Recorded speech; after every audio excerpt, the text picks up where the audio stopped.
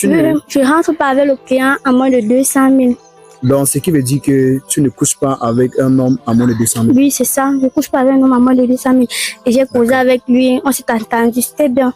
Il avait prévu me donner 250 000, dont 50 000 pour mon transport et 200 000 pour mes services. Jesus. Voilà. Et du coup, c'est comme on a commencé, on est parti chez lui. Après la fête, quoi. Après, comme on a fini de boire, on allait chez lui. Sa maison était toute belle. Ses photos, ses portraits au mur, les gardiens. Donc, la maison était belle, quoi. C'était une belle maison. Okay. Voilà. C'est où on arrive. Il commence à causer avec moi. Il me demande qu'est-ce qui t'a amené dehors, un peu les trucs comme ça. Je lui dis que je ne suis pas venue ici pour ça. Finissons vite, je vais rentrer. Oui. C'est où on arrive dans la chambre. Le monsieur retire 3 mallettes. 3 mallettes, dans les mallettes que les messieurs portent pour aller au travail, dans les coffres là. Oui. Il y avait l'argent rempli dedans. Donc, Jésus de Ndokochi.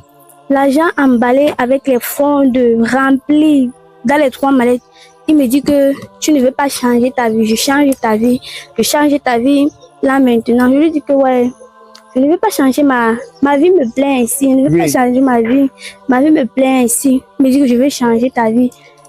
Je ne te donne plus 250 000. Je fais pour que les mallettes sont à toi. Je lui dis que non. Non, je ne suis pas venue ici pour ça. Je suis venue ici pour un service qu'on a conclu. On fait le service, je pars. Il me dit que ok, il n'y a pas de problème. Voilà où donc, je rentre, je me douche, parce que j'étais avec lui. Je me douche, oui, pour être propre, quoi, pour qu'il n'arrive pas dans moi. Tu vois, avec la sueur, la transpiration que j'ai dansé. Je me douche, je reviens dans la chambre. N'est-ce pas, il commence à lui toucher, je le suce. On baise, quoi. On baise. Maintenant, donc, je me suis endormie. Au moment quand je m'endors, je me réveille, je me retrouve au cimetière, dans un cimetière que je ne connaissais pas où j'étais. Sur un tombeau. Donc, je me retrouve sur un tombeau couché. Je ne sais pas dans quel cimetière j'étais. Je me suis mis seulement. Donc, j'étais perdue, traumatisée. Je n'avais pas mis mes babouches. Je n'avais rien sur moi. Même les 250 000 qu'on avait conclus là, je n'avais plus ça. Je n'avais plus rien sur moi. Voilà où donc. Voilà où donc je sors du cimetière en courant. J'ai pris n'importe quelle route. Je suis sortie jusqu'au carrefour. J'ai pris. Je vois les gens. Je me suis évanouie. Je me retrouve à l'hôpital. Donc je me retrouve seulement à l'hôpital. On me dit que j'ai dormi 2 semaines. Je ne comprends pas. Je suis perdue. En fait, on dit que tu as dormi 2 semaines. 2 semaines à l'hôpital. Je suis perdue. Je ne comprends pas. Je ne comprends pas ce qui m'arrive. 2 semaines à l'hôpital. On a prié. Comme je reste, je dors.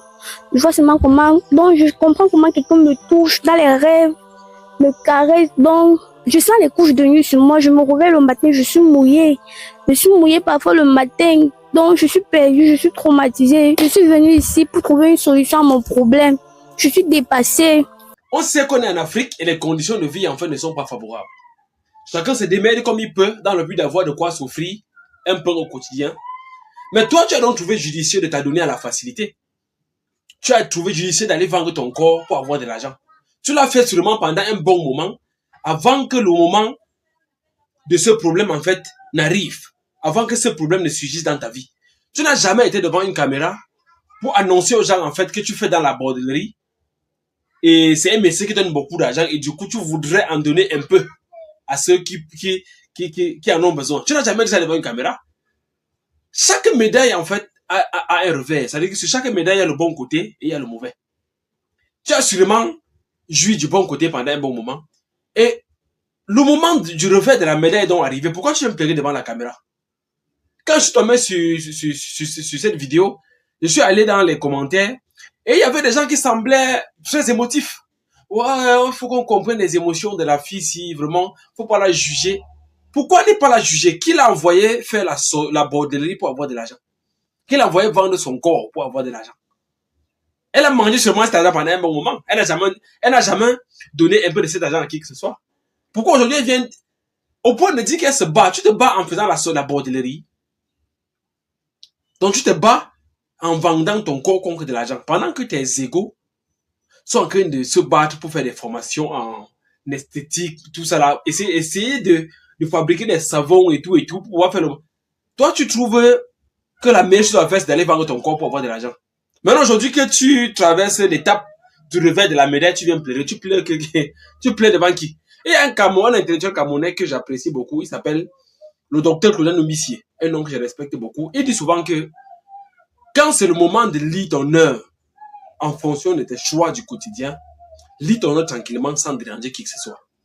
Tu as choisi la bordellerie et aujourd'hui, le moment est arrivé pour que tu puisses connaître le revers de la médaille de ta bordellerie. Donc, assume tranquillement sans déranger qui que ce soit.